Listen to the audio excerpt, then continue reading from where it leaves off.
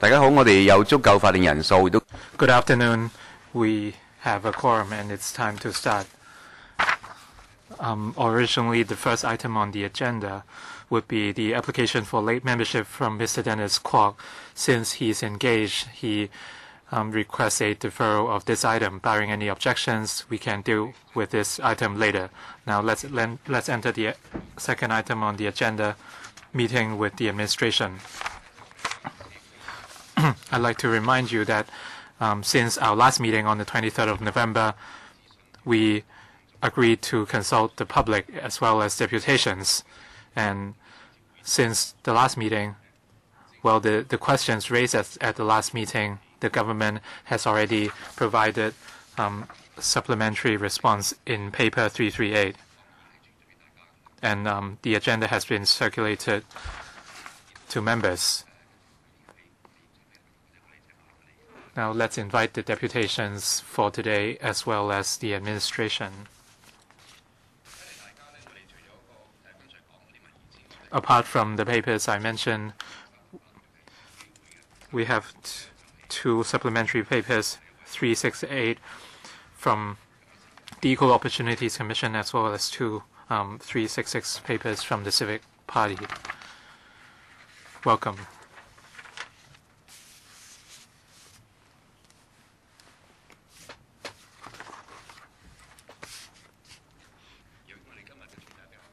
We have quite a number of deputations today, so we brought the meeting forward. And we have reminded the first 10 deputations to be here by 2 p.m.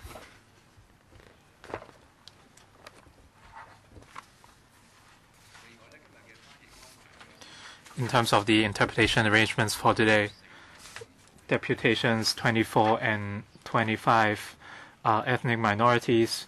They request Nepalese translators, and they have been arranged.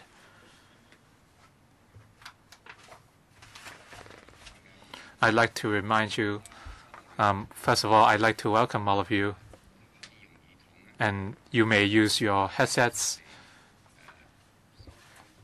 or speakers as you participate in the meeting. Channel 0 is floor, Channel 1 Cantonese, Channel 2 English, Channel 3 Putonghua. Please feel free to choose the channel you prefer. Barring any questions, I'd like to welcome the administration. First of all, Ms. Kevin Young, Undersecretary for Education, Ms. Wong Hock Ling, Deputy Secretary of the Education Bureau, and the Principal Assistant Secretary of the Education Commission, Ms. Yip, Ms. Lee, Principal Assistant Secretary of the EDB, and Mr. Wu, Principal Assistant Secretary for Kindergarten Education. Let's get started. Let's invite the deputations to start speaking. First of all, Mr. Yu from the Civic Party. Thank you. I'm a district councillor. My name is Rita Po. We have 3 recommendations on this issue. First of all, we want to implement Chinese language as a second language framework as soon as possible. The current framework cannot satisfy the learning needs of ethnic minorities in learning Chinese.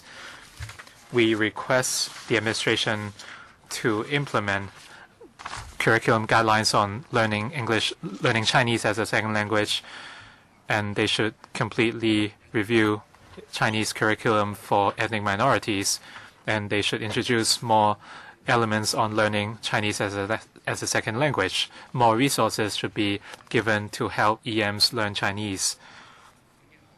For schools receiving additional funding under the framework, they can provide additional resources, and they can provide Chinese immersion classes. For school networks with a large number of EMs, the government can establish classes, and we suggest a class size of 20 and to be headed by a teacher with experience in Chinese language teaching. The government should also step up the training of teachers. They should enhance the language proficiency of teachers in EM schools and more teaching support should be given. The government should also review services outside the classroom to satisfy the needs of students whose mother language is not English or Chinese. They should also provide more resources to schools so that teachers can design more teaching materials and give more resources to schools to aid students' learning. They should also enhance communication with parents and teachers, and more information on the selection of schools should be given so that parents would learn more about different schools and the resources available in terms of Chinese language learning.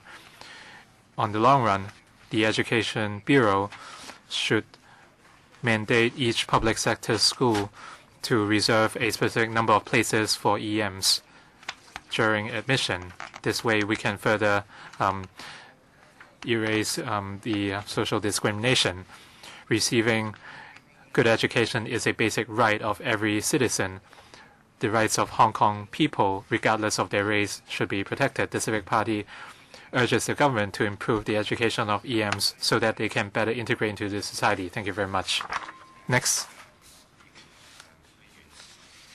Mr. Mack from the Yuen Long District Council. Thank you, Chairman, members. My name is Johnny Mack, a Yuen Long District Councillor as well as Chairman of the Democratic Alliance. We have tens of thousands of ethnic minorities in Hong Kong. They are born and raised in Hong Kong. The majority are Nepalese and Pakistanis. They are born and they grow up in Hong Kong, and they also work here. Strictly speaking, they are completely homebred. Unfortunately, the government support towards EM is inadequate, especially on learning. The government's support towards these EMs in learning is inadequate, and as such, they face a lot of learning difficulties. For example, when learning Chinese, for Chinese people, it's hard enough for us to learn block characters, and for EMs, if they are to learn characters, they face great difficulties. Even though they can speak English and they can speak Cantonese, in reality, it's very hard for them to pick up the written Chinese language. For traditional secondary and primary schools, the teaching medium is Chinese. And more and more schools are implementing Putonghua education, and this makes life even harder for them. In terms of learning in Chinese, they face great difficulties, and they cannot learn anything in school. So they are merely going through the motions from primary to secondary school. So in the overall process, they cannot pick up anything. Their livelihood in the future would be affected, and they are not able to make contributions economically. The government should provide more support to EMs and as well as schools with EM students. For primary and secondary schools, the government should focus on districts with more EMs, for example, Tsim Sha Tsui and Yuen Long.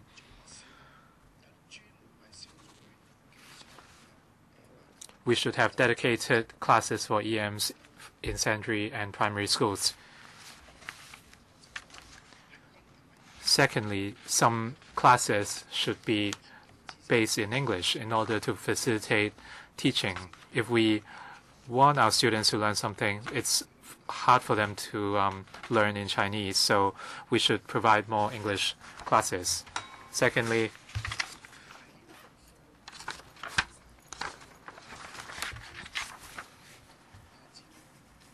the Education Bureau should provide more after-school services support for schools. Thank you very much. Next, we have Oxfam Hong Kong, Ms. Wong Jack Hong. You have 3 minutes. Thank you. Oxfam has always been concerned about learning of EMs. We believe that education is a means to poverty alleviation. if we can provide opportunities for preschoolers or preschool EMs to learn Chinese, we can help them alleviate poverty. According to certain studies, in the preschool stage, most Chinese students have accumulated 20,000 hours of Chinese learning opportunity, but for non-Chinese speaking students, they lack such environment. So in terms of kindergarten admission, the gap in Chinese learning between Chinese speaking and non-Chinese speaking students is typically 3 years. So how do we narrow this gap? If we have no dedicated Chinese learning support in kindergartens, they would become the silent majority in their respective classes. So how can we get this done?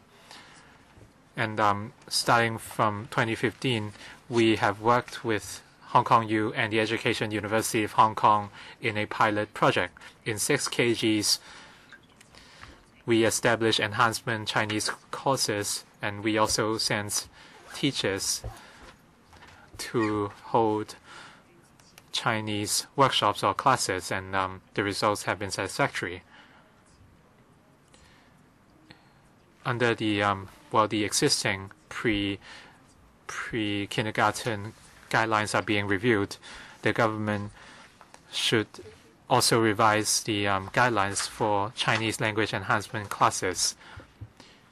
In the 15-year free education policy, even though additional funds would be given to schools with non-Chinese speaking students, the scope of the funds has not been specified. The funds can be used for administrative purposes or for parents. The money might not be spent for education, so we should the funds should be dedicated to Chinese language teaching. So in terms of the government should establish restrictions on the use of funds, and for non-Chinese, for schools with under 8 NCS students, they are not receiving any funds, so they cannot receive any extra manpower, but at the same time, they have to support these NCS students. For schools with EMs in Hong Kong, more than 60% have less than 8 students, so this is a very important area. The government should do something. Mr. Poon Wing-lok, even if I support the learning framework, however, there are several measures of the EDB which runs contrary to the integration. First of all, the POA. For the POA, if the child says that he cannot use Chinese as a medium of teaching, in Appendix 3, apart from the area network, they have also listed 8 schools of non-conventional schools, which were designated schools with 90% of NCS. Well, I'm afraid that this is very misleading, or indirectly encouraging them to go back to these designated schools which are not termed as designated schools, which is tantamount to segregation. Even if the EDB says that it is a matter for the stakeholders, even if why don't you list other schools? Why do you list these 8 schools there? Is it because the EDB are protecting the interests of these 8 schools and not really implementing the anti-segregation measure? So I think that that 8 school list should be eliminated, or you list all the schools, EMI schools, in Annex 3. And for the using of Putonghua as a medium of teaching Chinese language, and many NCS students and the parents are really confused. if they have learned well the Cantonese in the KG and they go to EMI or the DSS schools, they discover that they need to learn Chinese language with Putonghua. So perhaps for them there are difficulties, because that would create more difficulties for them because they're going to learn Putonghua. And if they are not able to catch up, they would have to go back to the so-called designated schools. So the LegCo has already eliminated this long-term goal of the PMI. However, for local school children or for the NCS, well, it is proved that the PMI is not going to be effective, and that is why the long-term objective has been eliminated. We need to have a timetable. Mr. Zheng KWOK Wing, Link Center. I'm from the Kuiqing area and the SSCM. Now, I have several concerns that I would like to voice here. We'd like to intensify communication between the schools and the parents. In these schools, we have started already parents' units in the schools to inform them about the facilities in the schools as well as the information that they would need. We feel that we support the bilingual information announcements. Well, for many NCS parents, they are unable to understand even if it's in English. So the SSCEM are now sending the EM representatives as personnel to explain them in schools. Perhaps the government can also consider giving resources for the sending of such EM representatives there, for instance, Urdu or the Hindi helpers that could help the parents to understand what's going on. And we also discover that, in fact, the EM parents are very much concerned with the education of their children. However, the bilingual measures in the schools are not really covering all respects. For instance, the parents, the EM parents, would often fail to understand what's noted in the booklets for the children, what's marked. So if these are not translated, the parents will not be able to understand what's marked for their children. For the SEN students, for the ethnic minorities, the social workers discover that the children would really need particular attention for their special needs, which are quite different because they have different cultural background.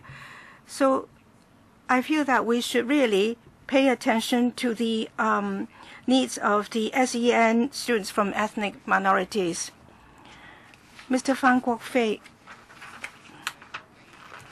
the Hong Kong Community Network. Good afternoon. I am representing Hong Kong Community Network, and I would like to present to you several viewpoints. First of all, attention should be paid to the equal opportunities for education of the EMs. In the last policy address, it is mentioned that the EM children should learn Chinese at an early stage. However, we discover that in kindergarten, it is a starting block for all the children. So the lack of Chinese should not hinder the admission of EM children. And very often, when the EM parents are trying to understand how their children can be admitted. I feel that information should be given in also another language other than Chinese, and also that the children should not be adversely affected in the admission just because of the language barrier. We'll also like to see the education needs of the SEN children from the ethnic minorities. The EDB is has already opened the local network for the EM children to go and learn from there. However, because of the lack of resources, there is a lack of places. So we'd like to have more government resources to cater to these needs. We would also like to urge the government to pay attention to the development needs of the EM children with respect to arts and sports. The EM children do have talents. If we have more resources, we could develop their talents. And we believe that knowledge can change the destiny. So we should have more concern for the EM children, in particular the difficulties that they face in learning, so that support can be given to them to enable them to have equal chances of pursuing higher education. Mrs. Lawlam from HKCSS, according to the 2011 census, there is a huge increase in the EM students. A 40% increase over that of 2006. And we also noticed that for the from age to 6 to 11, the increase, the enrollment rate is the same. However, up to 15 or above, the enrollment of EM students are lower, 10% lower than the local average. The EM, a lot of the EM students are born and raised here, and it is important to have them integrated into society. And we are pleased to note the learning framework that is now in place. However, we need to have a medium and long-term objective being set. For instance, in terms of a short-term objective, are they able to attend the schools that are suitable for them? And in the medium term, we would also like to see that for the NCS, we would like to see the improvement of the China standard so that they can bridge over to the mainstream schools. And in 10 years and 15 years from now, we will improve the percentage of EM students in the higher education, that they have better employment prospects, and allow them to overcome poverty. For the learning framework, this, in fact, is based on the mainstream curriculum. It is not really designed as from the angle of learning Chinese as a second language. There's a lack of teaching material and assessment tool. Many schools have to draw up their own text teaching material. So we would like to see that the objectives and teaching material should be designed for learning Chinese as a second language.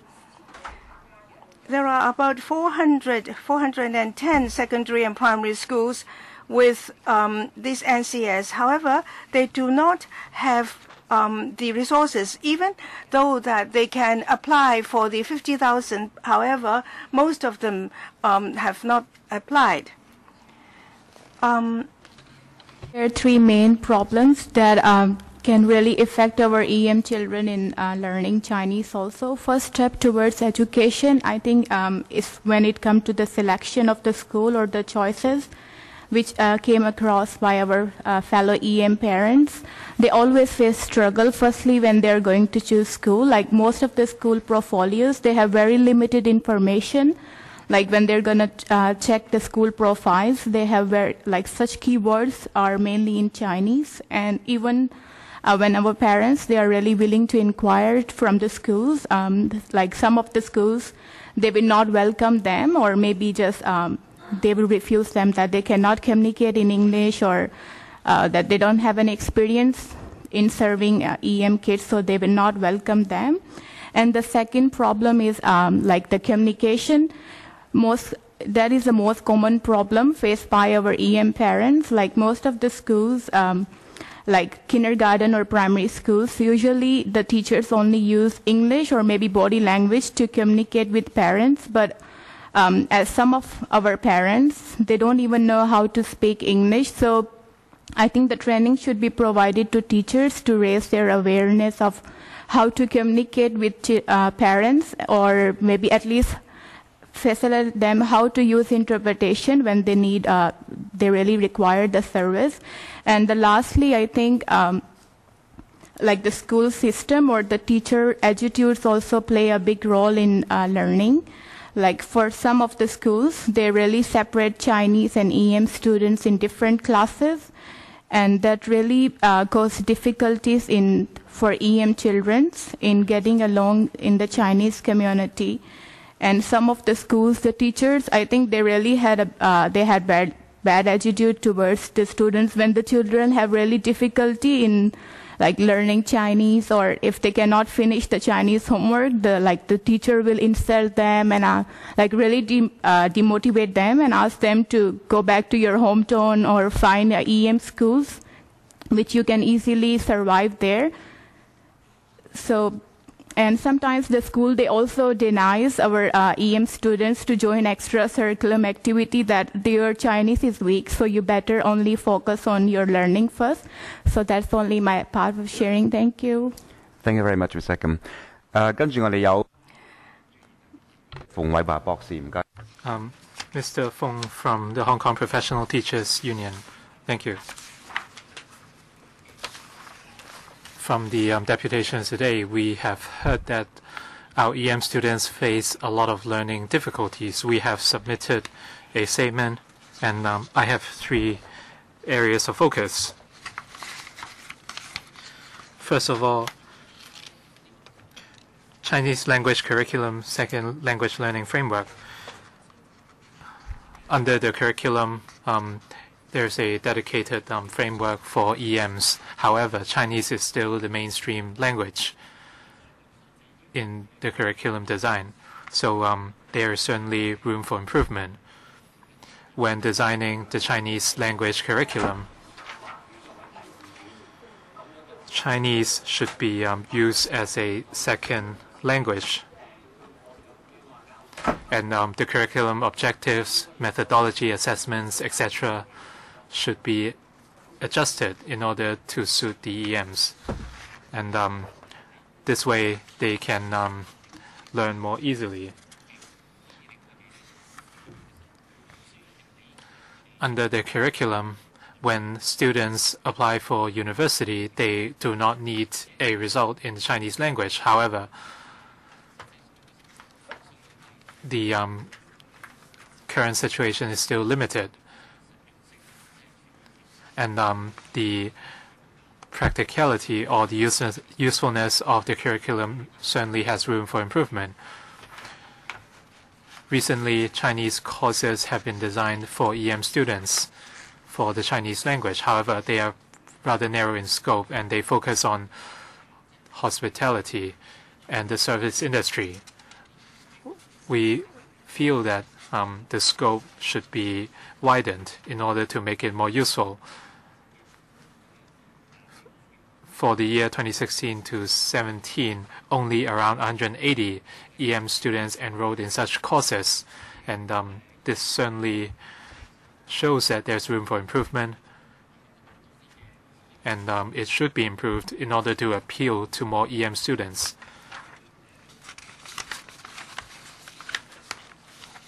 And during university admission, the under applied learning, there would be a change in the assessment methodology, and there would be 3 classes or grades. However, there is no such categorization under Chinese language. Hopefully, there should be the Chinese language course should be divided into 3 grades, just like APL courses. The funding cap of $50,000 at the moment is inadequate, and an application is required. We feel that the funds should be dispersed to schools automatically. Dr. Wong Dan Ping, thank you. Cantonese is not my mother language, so if I make mistakes, please be tolerant. I'm a Chinese teacher at VTC. What I see might not be very relevant to what you have experienced. We are talking about courses for KG and primary school students. So what is the difference between this Chinese course and Chinese courses for native Chinese students? From what we see, they are pretty similar. We hope that the EDB and universities can launch courses taught by teachers or experts. You cannot teach Chinese language as a second language if you are a Chinese teacher. This is not a problem unique to Hong Kong, and this also applies to countries like Australia and America. Our teachers who teach Chinese as a second language should make overseas visits to learn from other countries.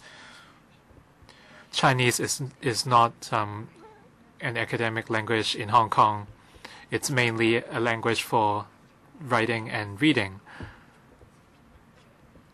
Students are unlikely to write in Chinese in the future, and they are only taking a Chinese language exam in DSE for the sake of it, so the scope of application is very narrow. They would speak in English or their native languages with other people, and there's little chance they will speak in Chinese or use Chinese. Is there any way we can encourage them to write in Chinese? And can we have more EM teachers in universities? Or better, have them teach Chinese? This would give more confidence to students. Finally, we can see that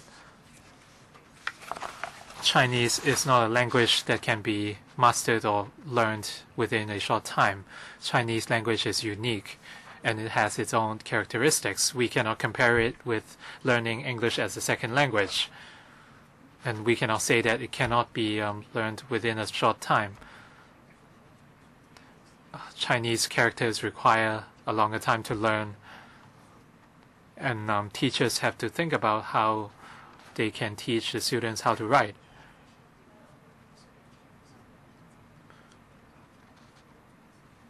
So they have to pick up the Chinese language as a second language. Thank you very much. Saying of the Catholic Diocese of Hong Kong Diocesan Pastoral Center for Workers, Kowloon side. Thank you. Hello, good afternoon to everyone. My focus will be rather on financial assistance towards ethnic minorities. Poverty situation report on ethnic minorities released by the government last year showed the dire situation of ethnic minority community, particularly EM's families with children having poverty rate of 30.8%, which is significantly higher than that of overall household in Hong Kong with children by 14.7%. 6%. Financial assistance schemes are poverty alleviating measures for low-income families with the children studying in schools. From May to June this year, our center has conducted a research on acquisition of information and support rendered to EMs with regards to student financial assistance schemes.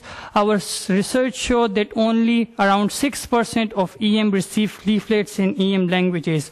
Why EDB or schools do not provide EM languages leaflet to EMs proactively, although these leaflets have been translated for them in their languages?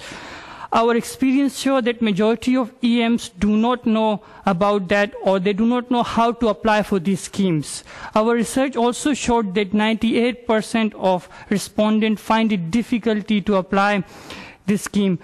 65% of them do not know Chinese and English. 65% of them sought help from school, and only 9.8% of them sought help from support service centers for EM commissioned by Home Affairs Department. We encounter EM families having eligible for free remission and student finance assistance schemes could not apply for this scheme for last 2 to 3 years. The amount of assistance that they could have received was around 10,000 to 30,000 per family. If they knew and received sufficient support from EDB or schools, they could have successfully applied for this. Furthermore, some EM students had to work for part-time, which affected their school studies. In light of all this, we recommend that government should provide schools with household application form from SFA schemes along with leaflet in 6 EM languages. Collaborate with schools to help EM parents in completing application forms. Translate samples of household application form for SFA schemes into 6 EM languages. And finally, put rendering services in completing SFA application form and application support process in the service contract of supporting service center for EMs. Thank you. Thank you, Mr. Hussain. Could we now have Ms. Phyllis Zhang of Hong Kong Unison, please? 好多謝主席。喺我未開始之前呢，想話俾主席同埋教育局聽呢，其實 Before I begin, I have a message to share with the government. A number of frontline teachers would like to attend, but after their leave is granted, the deadline has lapsed, so they could not attend. So hopefully you can still read their submissions. The Hong Kong Unison has maintained communication with frontline workers, including teachers, principals, parents, and teachers, on the Chinese language curriculum second language learning framework implemented in 2014. I have 3 points to make. First of all, teachers training. Most teachers have not received proper training on teaching NCS students on the learning needs of NCS students, as well as the required teaching techniques. They have very little understanding.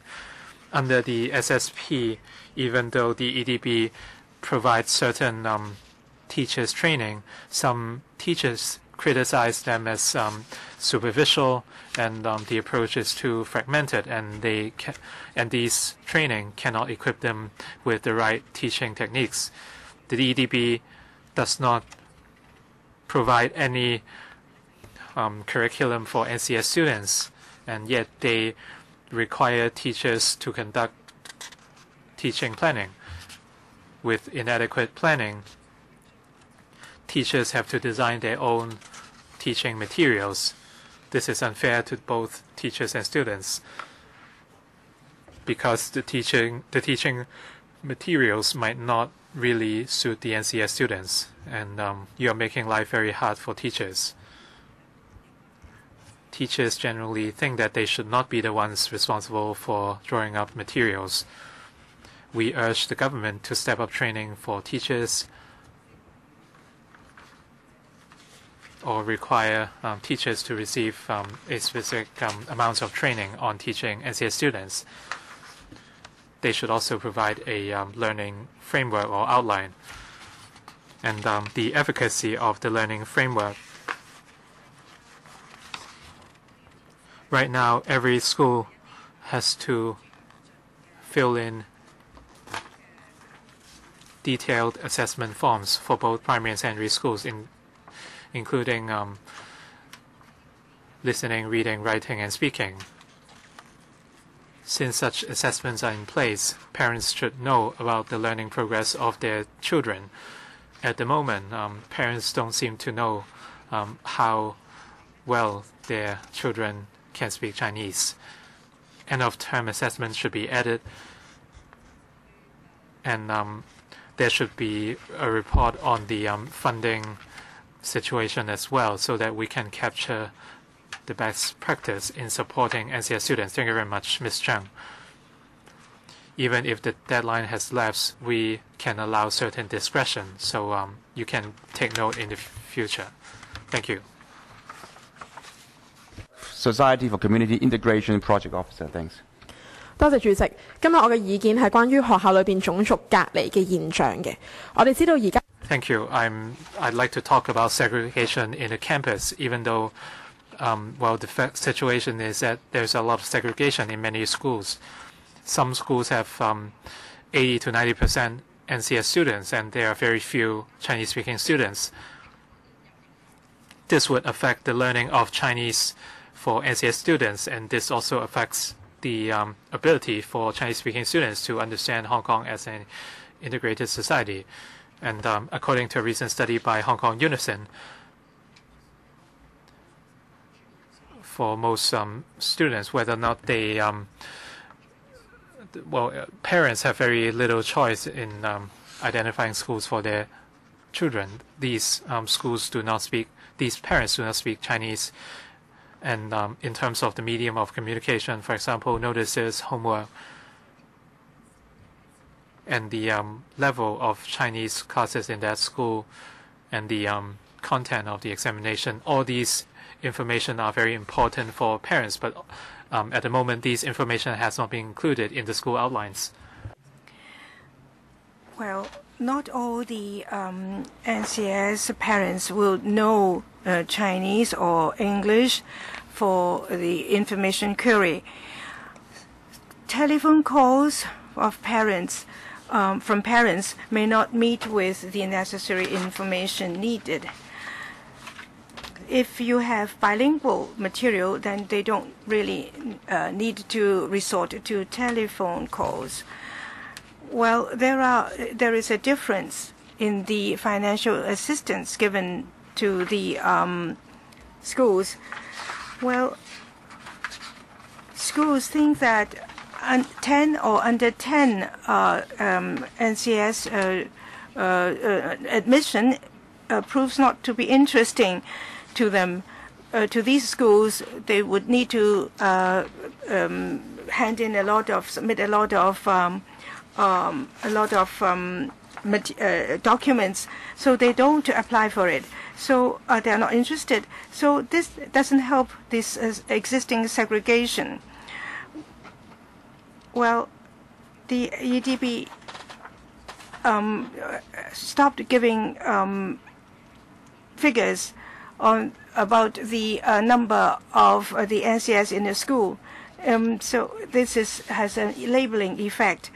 Now, we would like to know that how many schools in Hong Kong admit how many percentage of the NCS. I don't think that this segregation is a good phenomenon. More efforts should be made to do away with the segregation. Pt1. Concerns today. One is alternative Chinese examination and the other is school selection. Due to the lack of an effective Chinese curriculum for ethnic minority students, many study for and take the GCSE Chinese examination, that is equivalent to local primary 2 level upon graduation from secondary school. It is unfair and unreasonable for ethnic minority students who are born and raised here, who learn Chinese in school for 12 years, to attain only a level which even newly arrived NCS students can achieve in 2 years. This level of low Chinese proficiency adversely impacts the employability and social mobility. Allowing students to sit for GCSE Chinese examination and use the result to apply for university should be a short-term measure for newcomers. Moreover, although now alternative Chinese exam is accepted in JUPAS, the conversion of the grades into marks is unclear. Most of the universities stated the minimum requirement without converting the marks. This directly affects how students choose their subjects in university. It's not about lowering the Chinese standard for NCS students so that it is easier for them to go to university, but whether students can learn Chinese properly so that they can have adequate Chinese ability to continue the study and work life in Hong Kong and build a good career.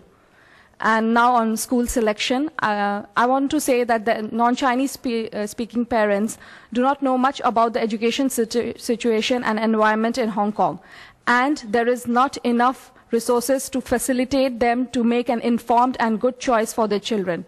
We approach kindergarten teachers when we choose primary schools, but they have limited information or have some biases.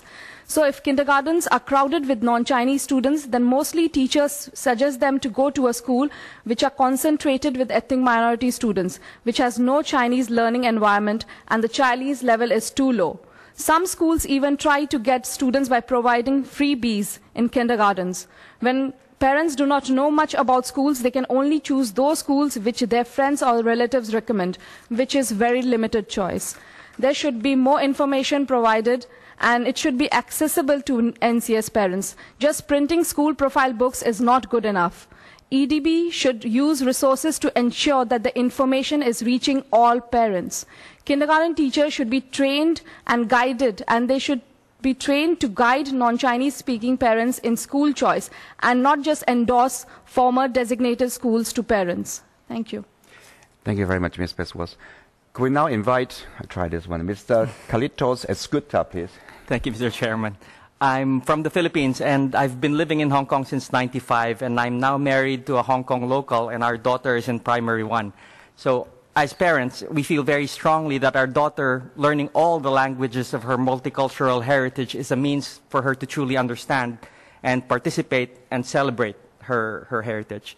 So given that, we are very welcoming of the Chinese as a second language framework, even with the present limitations. However, the CSL learning is still very much designed for first language speakers.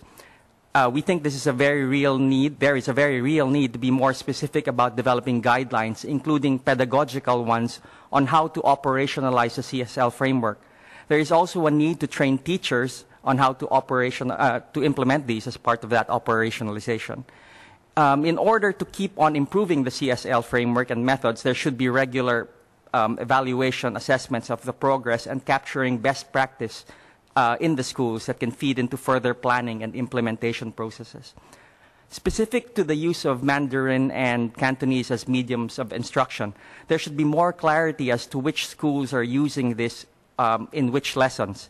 Given that Hong Kong is predominantly Cantonese speaking, we think it makes perfect sense that Cantonese be used as the MOI. The additional reality is that the schools are now serving as the primary vehicle where mixed-race non-Chinese students learn Cantonese, so that should be strengthened and not limited. Integration into and being able to thrive in Hong Kong mainstream society necessitates this. Cantonese learning highlights their identity as being Hong Kongers. If Cantonese learning is compromised at an early stage, non-Chinese students will find it even more difficult to cope later on with their lessons and eventually daily life in Hong Kong. Putonghua remains important and can be learned as a separate language lesson, but not as a medium of instruction, as it might lead to unnecessary compromises or sacrifices within learning and Cantonese.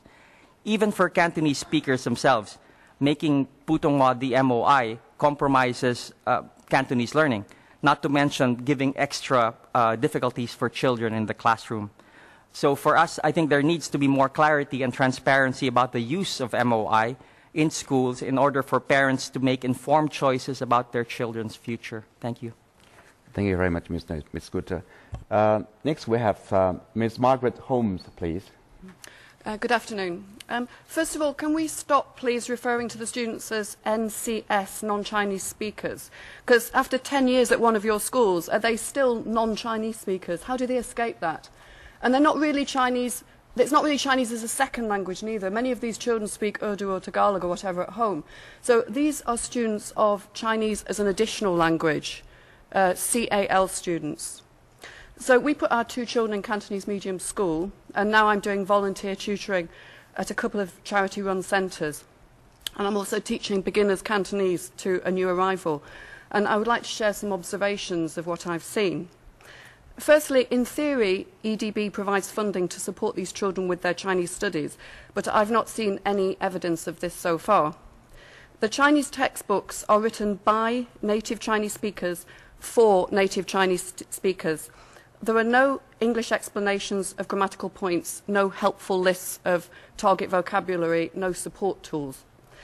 The children all work from a fairly limited series of textbooks, so it will be so easy to run up some electronic flashcards to support the target vocabulary and put the text on audio. That's very important. Very easy to do. Please include the voice of people who have learnt Chinese as a second language or as an additional language when you do this sort of thing. Crucially, there's no use of yuping, the Romanised form of Cantonese.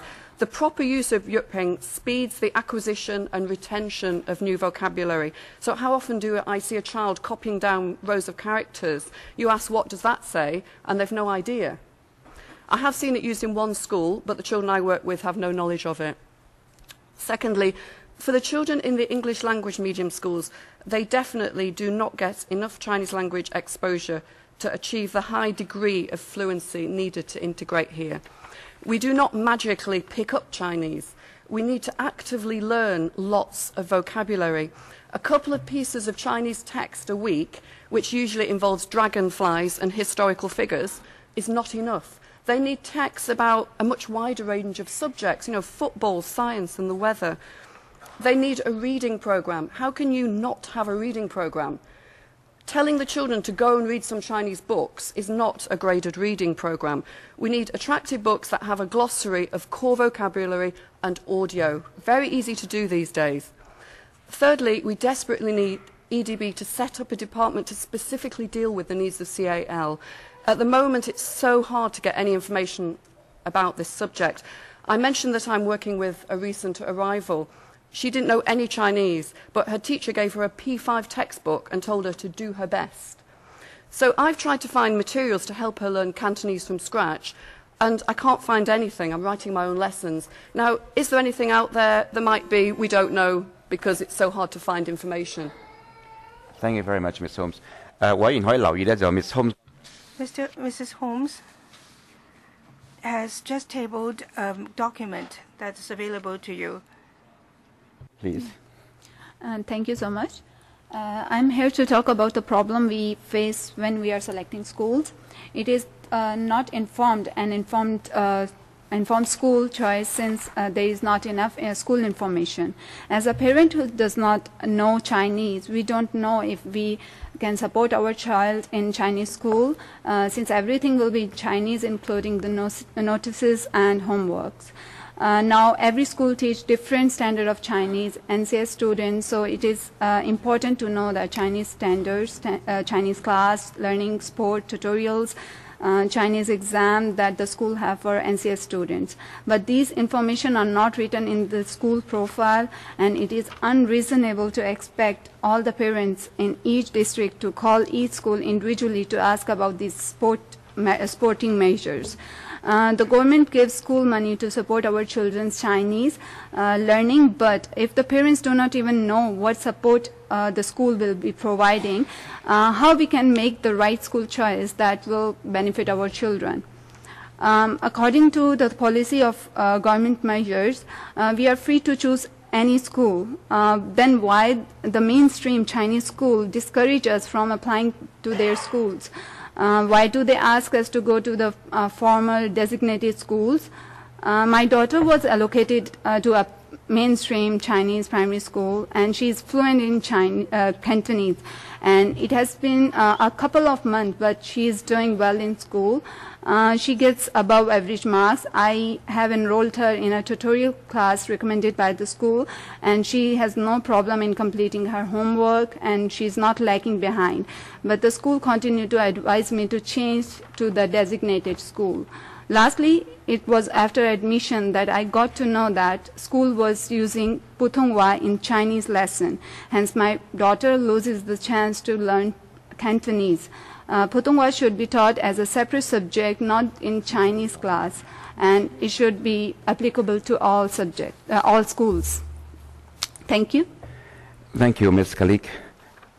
Next, we will invite Ms. Sejana Rai. We're going to have interpretation of Nepalese at the same time, so I'll give you more time on that. तपाईलाई केही समय दिनुहुन्छ अरे तपाईलाई के भन्नु छ छोटकरीमा भन्नु होला अझ नेपालीमा भन्नु होला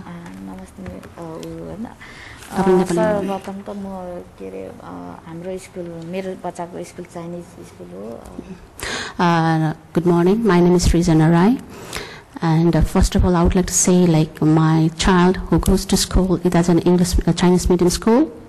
अनि हाम्रो स्कुलमा के रे सबै नोटिसहरु चाइनिजमा हुन्छ. And all the notices that we get from the school is in Chinese. अनि मिटिङहरु पनि प्यारेन्ट्स मिटिङ भयो भने सबै चाइनिजमा हुन्छ. Even the parents meeting will be in Chinese.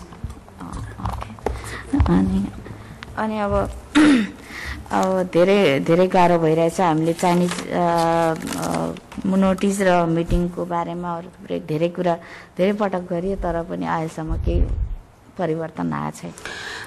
We attended all the meetings, most of the meetings, and the parents talk, but though we don't know the languages, but still we attended, but there is no good output from there. अब हामी अभिभावकहरु अब धेरै पढे लेखेका छैनौं none Chinese प्यारेन्ट्सहरु त्यही भएर धेरै मुस्किल अब टिचरहरुसँग डाइरेक्ट कुरा गर्न पनि एकदमै गाह्रो भइरहेछ. We parents are not so well educated and we don't know the languages, so it's very difficult for us to communicate with our teachers in the local languages because we don't know the local languages. अनि त्यसकारण अब कति अब हाम्रो बच्चाहरुलाई हामी Chinese अथवा राम्रो पढाउन चाहन्छौं तर पनि हामीले जति सक्दो प्रयास कोसिस गरेको त्यति राम्रो भइरहेको छैन स्कुलबाट. We look forward like sorry. हामी जस्तै अब चाइनिज राम्रो पढाउने भनेर हामीले चाइनिज स्कुल चुज गर्यौं. Actually, like my concern is like I enroll my child in a Chinese medium because I want her to learn Chinese in a better way, but till now like there is no good outcome from the school that she is enrolled in. अनि अब म अहिले काम पनि गरेको छैन त मेरो एउटै बच्चा छ तर पनि अब मलाई भाषा त आउँदैन तै पनि म कहिलेकाहीँ अब टिचरहरुसँग मौका पाए भने म नेपालीमा आफ्नो भाषामा लेखेर पनि मैले कहिलेकाहीँ सिकाउने गर्छु. Actually, I don't work. I look after my daughter, my child, and sometimes though I don't know the languages, I still try to communicate with the teacher and try to learn from her and teach my daughter. Oh, sorry, son. अनि त्यहाँदेखि अब के भन्छ नि के को भन्नु लाग्यो त्यो लेखेथे अनि Thank you. Go on, I'll give you more time because of the interpretation. तपाईलाई अझै समय दिनुहुन्छ.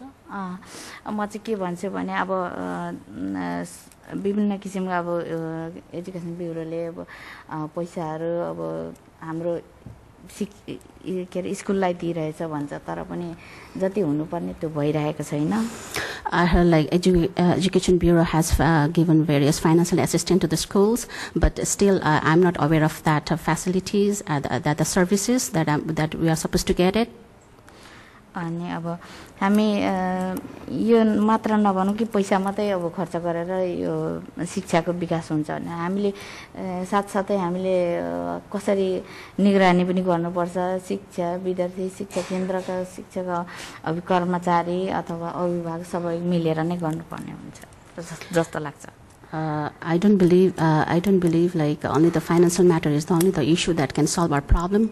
But I would like the EDB to look after this kind of matter and inspect this kind of matter very thoroughly. मलाई लाग्छ कि अब सबै अब आफू के भन्नु लाग्यो यो हामी मलाई चाहिँ लाग्छ कि अब सम्पूर्ण हामी धनिया हो यस गरिब होस् या ठुला होस् साना गोरा हो काला संसारका कुना काप्चाका बच्चाहरूले सबैले नै अब शिक्षा राम्रो पाओस् भनेर मलाई चाहिँ I only hope like no matter that we are rich or poor, whether we are like white skin or black skin or any kind of skin colors, like but I would like to have a better future for my children and better education for my children. विश्वमा नै सबै बच्चाहरूले म उयो गर्न चाहन्छु भनेर हैन अनि अब के भन्नु यो अब अर्को समयमा चाहिँ म के भविष्यमा चाहिँ के चाहन्छु भने अब हाम्रो नन चाइनिज बच्चाहरूले चाहिँ अब राम्रोसँग शिक्षा लिने पाओस् शिक्षाको पाठ्यक्रम हरेक कुरामा सुधार आएको पाउन जरुरी छ In future, I would like to see like there must be some improvement. There might be some improvement in our education curriculum of our students, and so that our like non-Chinese speaking students can have a better educations and better future. मलाई के लाग्छ भने हामीले अहिले शिक्षा भनेको सबैभन्दा महत्त्वपूर्ण चीज हो यो शिक्षामै कमी कमजोरी भयो भने हामीले देश र जनताको विकास गर्न नै देशको कमी कमजोरी गर्नु नै जनता भोलि गएर दिने बच्चाहरूले यस देशमा केही गर्ने हो त्यसैले कर्णधान त्यसले राम्रो शिक्षा हुनुपर्छ भन्न चाहन्छु My concern is like hopefully in one day, like in the future, we'll have like education be the main priority for the students, and our children can have a better educations in the near future, in the coming future. I'm very sorry, I may have to stop you there. Thanks very much, Ms. Rai. I can't say thank you in your own language, but thank you. Next, may we invite Ms. Sujata Temmang, please. Hello, good afternoon, everyone. I'm Sujata from Equal Access Group. I want to talk about support measures provided by EDB and school to apply for a student financial assistance scheme for primary and secondary school students. There is no leaflet available about SFA in different EM languages, so most of the ethnic minorities may not even know about student financial scheme. There is no introductions, seminars or promotional activities are arranged by school or ADB. Then, second step, if I talk about those parents who know about student financial, but they don't know how to fill up the forms or go through the procedures. No assistance is available for EDB or school. Parents are left helpless. They suffer a lot without applying those assistance schemes. They need to borrow money from friends, spend less on food or other basic needs. Husband need to do 2 jobs or long working hours in order to survive with all those educational expenses. Secondly, those parents whose children are studying in kindergarten, they even do not know about fee remission scheme. The situation is even worse for kindergarten that fee remission schemes will be put in veil from parents till some parents luckily get information from outside. I want to insist EDB to promote student financial schemes on kindergarten, primary and secondary school level proactively. Simple forms should be translated in different EM languages to teach us how to fill up forms by ourselves. Form filling sessions should be arranged in cooperation with schools during application period. EM inquiry hotlines should be arranged for parents to inquire about their applications. Schools should be given clear guidelines to assist EM parents to apply SFA schemes and going through the whole procedure. Thank you. Well, thanks very much. Next, for the next 2 deputations, we have Urdu interpretation. First, may we invite Ms. Kaba Asfa from the Chinese as a Second Language Concern Group, please. Hello, good afternoon. My name is Asfa, and I'm reading in English language. No need to translation. Thank you. Thanks very much. Yeah. My name is Asfa. I'm representing Chinese as a second language consent group. We discussed many issues, but today I want to focus on following two important issues. First, Chinese as a second language, and the second one is the teacher training is important. The first, Chinese. Recently, GCSE exams, Chinese exams is too easy for our children who are studying in Hong Kong for last 12 years. However, DSE Chinese exam is too difficult as our children are not getting enough Chinese learning support from school. There should be effectively CSL curriculum with effective evaluations.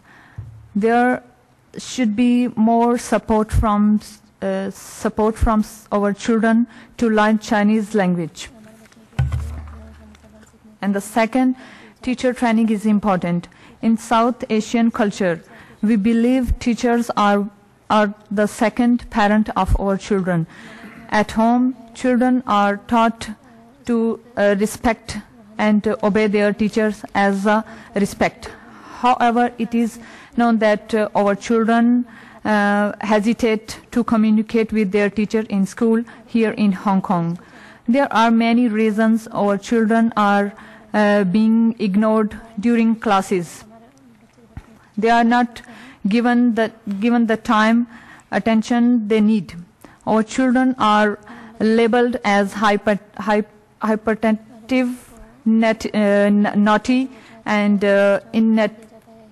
inactive and lazy students in the school. We want to request the school, have they ever thought our children, why our children are less motivated? We have so many examples. Our children are very active at home, but less confident in school due to no support and encouragement from the teachers. We kindly request EDB to promote culture sensitivity trainings to teachers in order to learn and respect students from different culture backgrounds. It is important and beneficial for EDB to spare time funds for systematic professional teacher trainings. All education provided should understand the ratio. Thank you. Finish the line. Okay. Thank you, Ms. Asfa. Understand the meanings of racial equality, diversity, and equal education's needs for our children. Thank you so much. Thank you very much, Ms. Asfa. Next, may we invite Ms. Dashi Kiranjit Kao, please.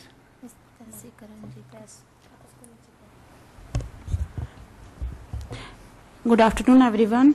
I am Kiranjit Kaur. I represent South Asian Parents Group.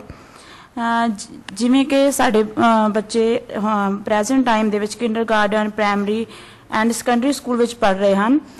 For now, as our kids are studying in kindergarten, primary and secondary schools. And ਆਉਣ ਵਾਲੇ session ਦੇ ਵਿੱਚ ਵੀ ਦਾਖਲਾ ਲੈਣਗੇ. In the coming session, they will also take admission. ਮੇਰਾ main topic ਹੈ equal education rights for our children. My main point is for equal education rights for children. ਭਾਵੇਂ ਉਹ ਚਾਈਨੀਜ਼, ਸਾਊਥ ਏਸ਼ੀਅਨ, ਇਵਨ ਕਿ asylum seekers के बच्चे क्यों ना हों. Whether they are South Asian kids or they are asylum seekers kids. ਭਾਵੇਂ ਕਿ ਸਾਡੇ ਪੇਰੈਂਟਸ ਦੇ ਵਿੱਚੋਂ ਕਾਫੀ ਪੇਰੈਂਟਸ ਅਜਿਹੇ ਹਨ ਜੋ asylum seekers ਹਨ. As a lot of parents from us, they are asylum seekers. Human rights ਦੀ ਸਾਰੇ ਬੱਚਿਆਂ ਨੂੰ ਐਜੂਕੇਸ਼ਨ ਲੈਣ ਦਾ, ਸਟੱਡੀ ਲੈਣ ਦਾ ਅਧਿਕਾਰ ਹੈ.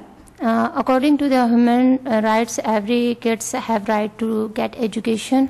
ਇਸੇ ਅਧੀਨ ਹਾਂਗਕਾਂਗ SAR गवर्नमेंट ने EDP डिपार्टमेंट के अंडर असाइलम सीकर्स के बच्चों को भी एजुकेशन प्राप्त करने का अधिकार दिया. As under EDB, they also give the rights to get education for the asylum seeker kids. पर मोस्टली स्कूल ऐसे हैं जो हमारे बच्चों को मींस असाइलम सीकर पेरेंट्स के बच्चों को एडमिशन देने के लिए बहुत हेजिटेशन महसूस करते हैं. But there are many schools those are hesitate to give admission for the asylum seekers students. बहुत सारे बच्चे अभी भी ऐसे हैं जो 5 ईयर के बच्चे हैं लेकिन अभी उनको किंडरगार्टन में एडमिशन मिली है, जो बहुत ही माड़ी गल है. There are many kids that's above 5 years and they very hardly get now admission in kindergarten. That is not good at all. अगर उनको हार्डली एडमिशन सीट्स मिल भी जाती हैं तो इसके बाद जो ईडीपी डिपार्टमेंट के अंडर उन बच्चों को अनएम्प्लॉय होते हैं उनके पेरेंट्स, उन बच्चों को ईडीपी डिपार्टमेंट के अंडर ओनली फीस पे की जाती है, ना कि यूनिफॉर्म और books. And even though if they get admissions according through the ADB, they just get the fee for the schools, but not the payment for uniform or the books. मैं आपसे Hong Kong government से और EDP department से ये पूछना चाहती हूँ, क्या कोई स्कूल ऐसा है जो बच्चों को स्कूल यूनिफॉर्म और बुक्स के विदाउट स्कूल में स्टडी करा सकता है? I just want to know from ADB and the Hong Kong government that is there any schools who allow the kids to sit in the school without uniform and books? And third thing is some organization, social welfare, if they want help, they tell kindergarten is not compulsory for our children. Why? And some of organizations or departments are there that the kindergarten education is not compulsory for the asylum seekers kid. पर इसके according Chinese बच्चे जो है एक साल पहले ही line seats book करवाने के लिए लाइन लगाते हैं. इसलिए मैं अपील करती हूं कि ऐसा नहीं होना चाहिए, हमारे बच्चों के साथ पार्शलिटी नहीं होनी चाहिए और हमारे बच्चों को इक्वल एजुकेशन मिलनी चाहिए. For that reason, even though if we look to the locals, parents, they will get the seats or line up for the seats before 1 year of their children age. I just appeal for the government that it should not be equal rights, so it should be equal for everyone. Thank you. Thank you, Ms. Kao. May we now invite Mr. Ali Amjad of the Pt1 Actor Housing Concern Group, please. Hello, good afternoon to everyone.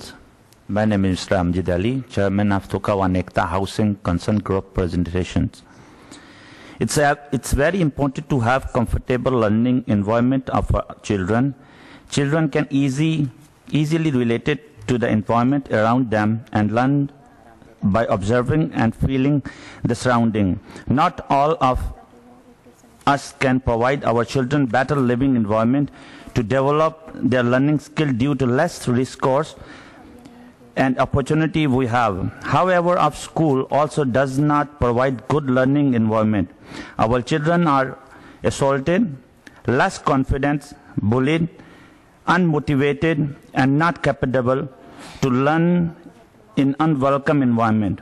In that case, we do not foresee being future of our children. School should eliminate segregations and apply integrated learning environment for all students. We request EDB to monitor the school environment and provide more teacher trainings. I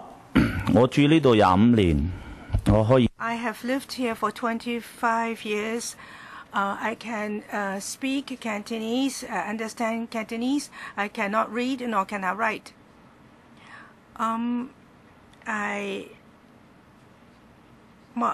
my daughters were born here. I'd like to speak Urdu, and I need interpretation. के साथ हुआ है ratio और थोड़ा बहुत हमारे साथ हुआ है. हम नहीं चाहते कि हमारी आने वाली नस्लों के साथ भी हुए. I don't want what my parents or ours in sector has faced, same the things in future our generation face. आज इसकी मिसाल एक बहुत वाज़े तौर पे यहाँ पे हांगकांग के किंडरगार्टन स्कूल में दिखाई देती है कि जो सेशन है AM और PM. Today, nowadays, we can see one clear example for that is in kindergarten schools is a session AM and PM. आप कहीं भी चले जाओ किंडरगार्टन में AM सेशन में आपको सिर्फ और सिर्फ चाइनीज स्टूडेंट नजर आएंगे और PM में सिर्फ foreigner. Wherever you go in schools, if you visit, you can see that in AM sessions you can only see the local kids, and in PMC sessions usually it's the foreigner kids. और आज हमारी सबसे ज़्यादा जो ज़िंदगी अपने मुल्कों से यहाँ पे गुजर रही है, हमारी जो नेक्स्ट जनरेशन यहाँ की बोर्न है, आज हम हांगकांग को अपना घर समझ रहे हैं. तो आज हम चाइनीज़ के साथ बैठेंगे नहीं, पढ़ेंगे नहीं, तो हम कैसे चाइनीज़ सीखेंगे? As we are passing our life now in Hong Kong instead of our country, if we are not sitting with the locals, we are not going to communicate with the local. How we learn about that and how we progress? Also give you a bit more time if you want to. Would you like to go on? Or? Yes, please. और यही मैं एक request करना चाहता हूं कि अगर हम जो चाहते हैं कि हमारे जो बच्चे हैं वो सेम एज चाइनीज जैसे उनको साथ किया जाता है, हमारे बच्चों के साथ किया जावे, तो उनको AM सेशन में या उनके साथ चाइनीज के साथ बैठ के अगर उनको एजुकेशन या उनकी तालीम अगर होगी तो उनके लिए आसानी में फ्यूचर में उनके लिए अच्छा होगा कि ताकि कहीं भी वो किसी जगह पे जावे तो वो बेझिझक चाइनीज बोल सके, ना कि हमारी तरह थोड़ी शर्मिंदगी महसूस करें. So I want that if in AM sessions the EM kids are also allowed to sit with the locals and they can learn from them. So I think it will be improved in the future when our kids will sit with the locals and they are not hesitate and don't feel shy to do conversation with in front of other people.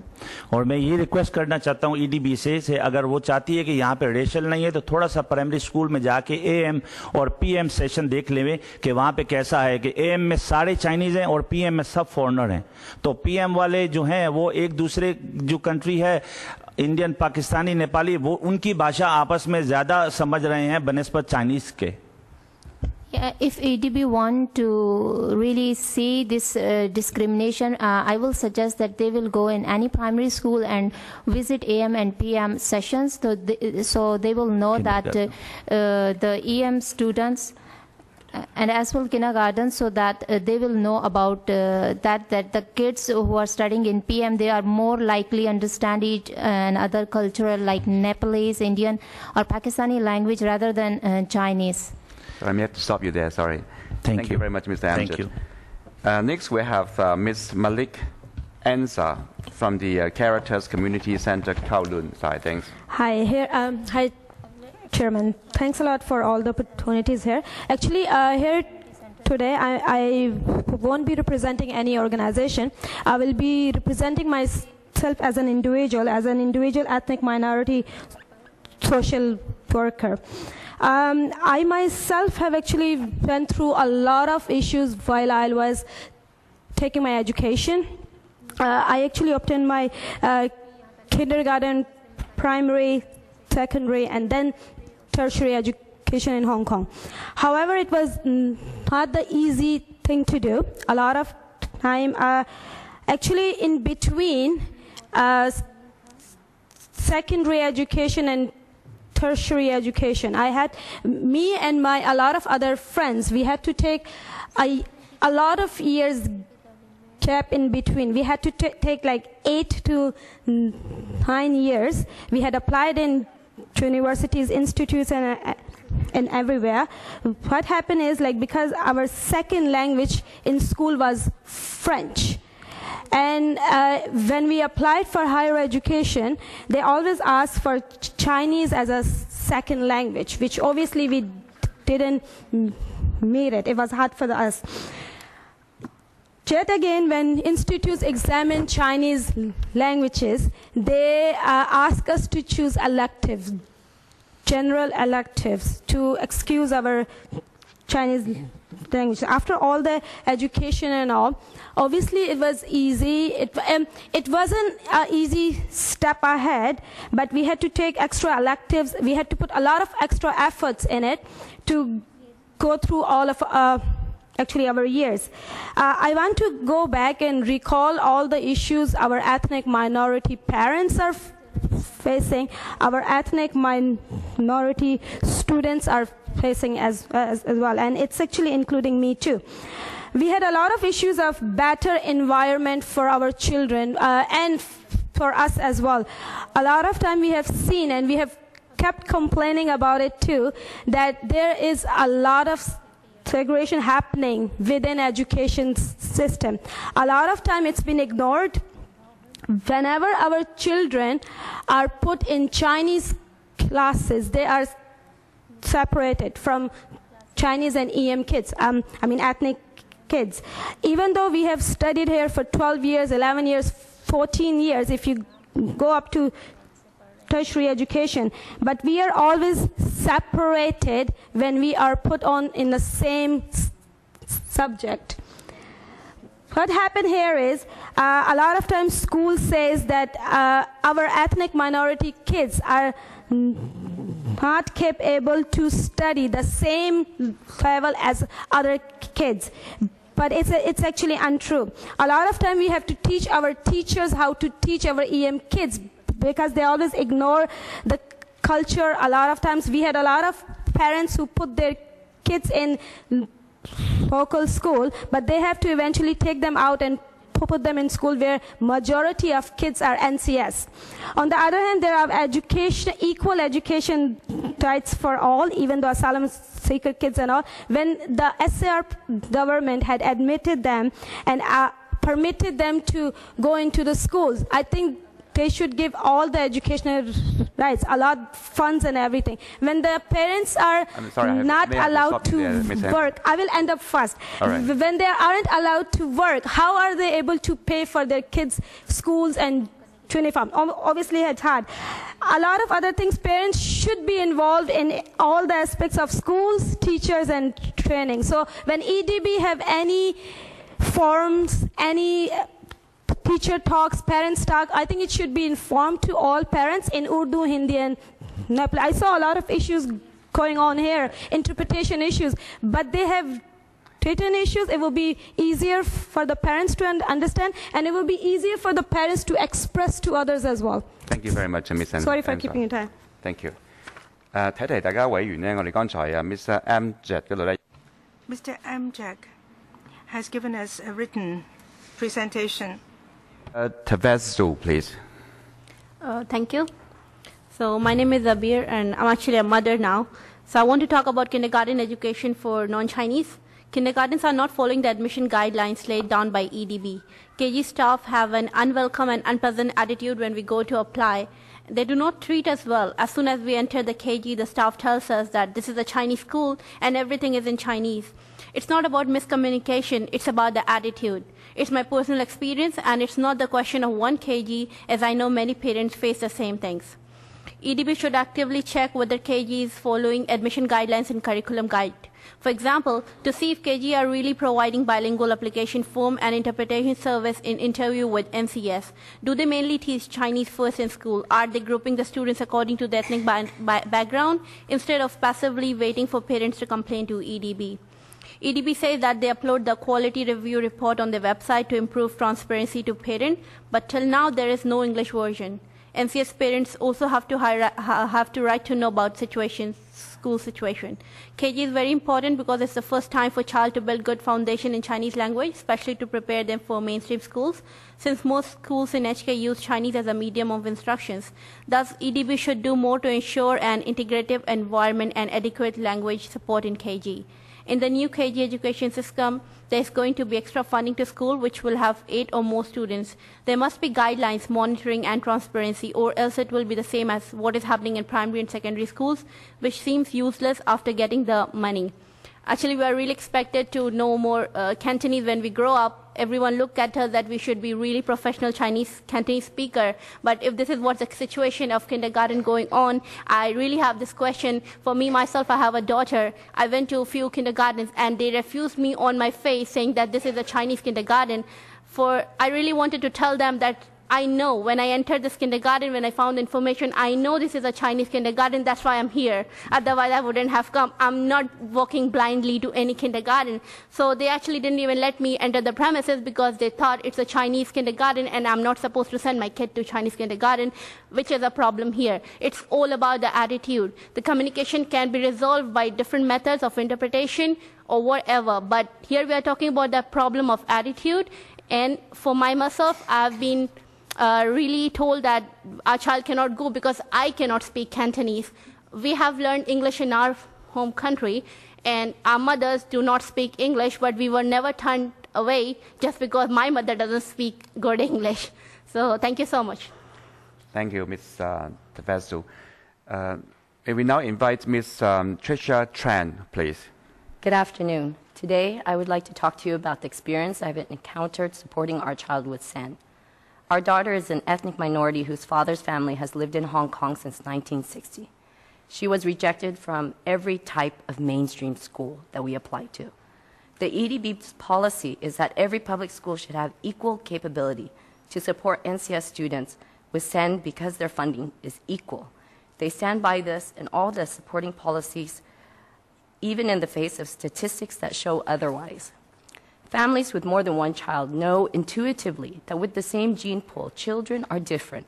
With the same environment, same spending on all the children, there will be differences in outcomes, just as with the EDB and the bigger family of students. Parents would not say, I spent the same on you as I have for your brothers and sisters. I've tried to give you extra homework and spend time tutoring you. Your tutor spent the extra money I gave for you on new pencils, just like schools can spend the extra money on furniture. The bigger EDB family has many limits. As a group, we value teachers and see how they are full of heart and dedication.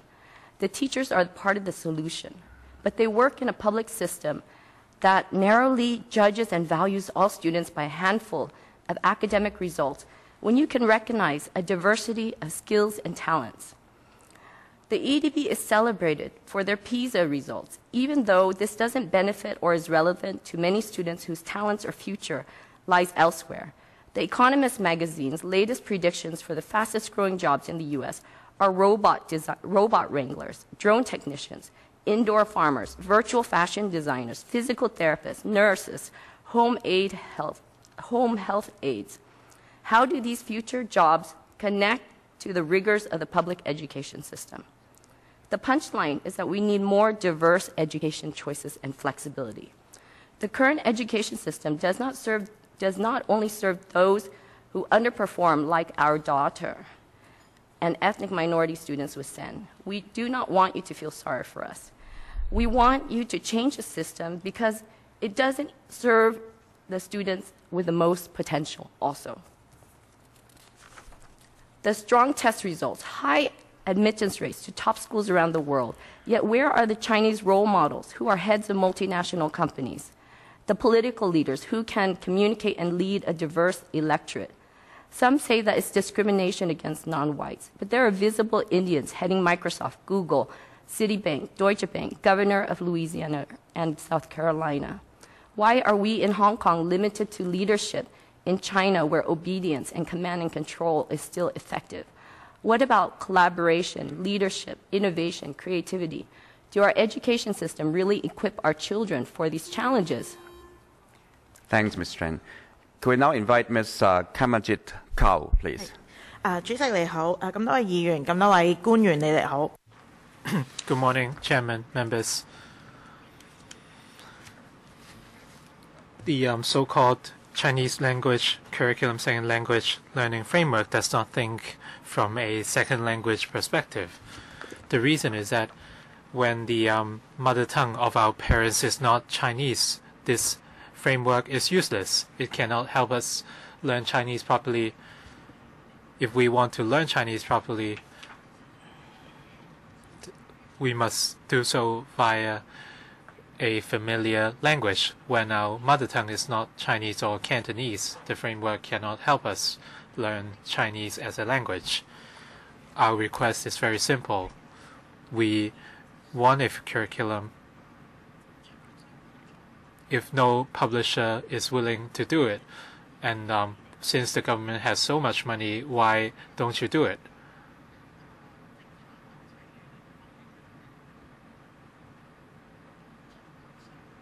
Why are you asking the publishers to do it? Why can't you do it if this is so straightforward for you? I can learn Cantonese or Chinese on TV, but when it comes to reading and writing, we need teachers, we need books.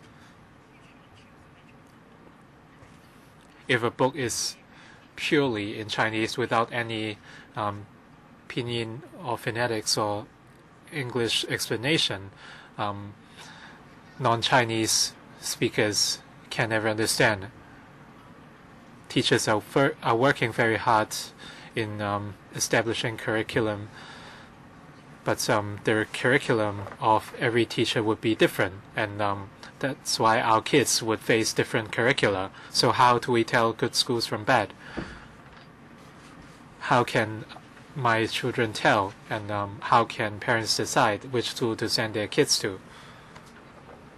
When South Asian or EM kids are admitted for subjects like math and English, if you fail those subjects, you can continue.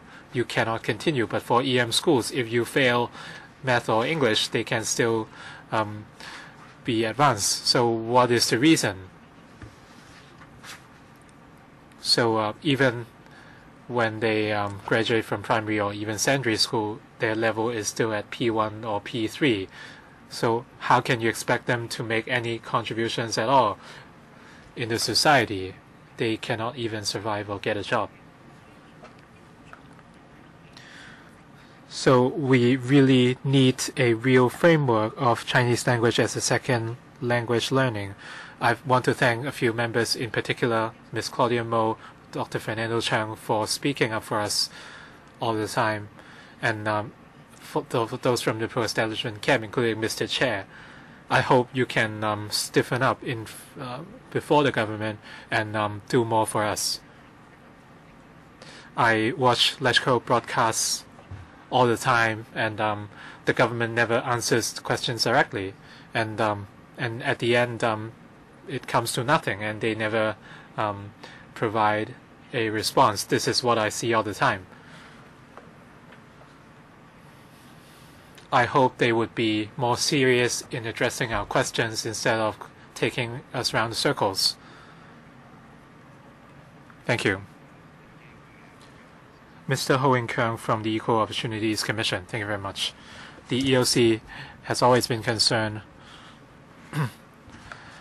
about EM students and whether they can enjoy equal education rights due to discrimination.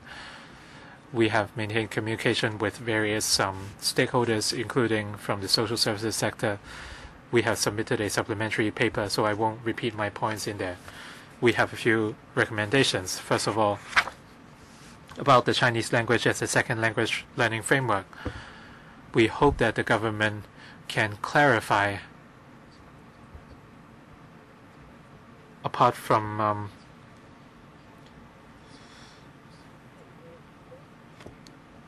immersed Chinese learning, what guidelines are you providing to teachers in teaching Chinese as a second language? If you cannot clarify your strategy or policy or tell the difference between the learning progress of NCS and Chinese-speaking students, you would not know what strategy you should use. You might be using first language strategies for second language learners.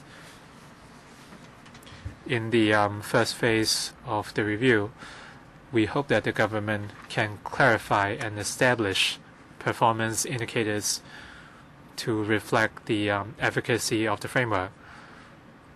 For example, the number of students that could be articulated into the mainstream path. We acknowledge that the government has provided ample resources, and hopefully the resources can be used properly. And secondly, in terms of support, there are two areas of focus. First of all,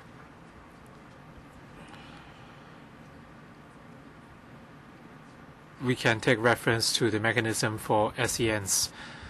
For example, a certain proportion of teachers would be trained in every school, and each school should be properly prepared.